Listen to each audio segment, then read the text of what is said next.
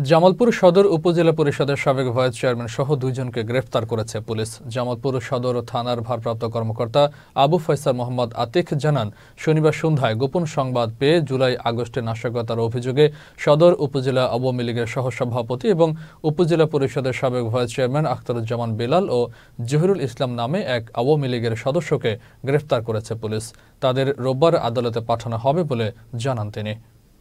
অদ্য সন্ধ্যার পরে গোপন সংবাদের ভিত্তিতে আখতারুজ্জামান বিল্লাল সহ-সভাপতি ও সাবেক উপজেলা ভাইস চেয়ারম্যান আওয়ামী লীগের সদর উপজেলা এবং জহিরুল ইসলাম উনি আওয়ামী লীগের সক্রিয় সদস্য দুজনকে জুলাই-আগস্টের নাশকতার ঘটনায় জড়িত আছে মর্মে গ্রেপ্তারপূর্বক থানায় নিয়ে আসা হয়।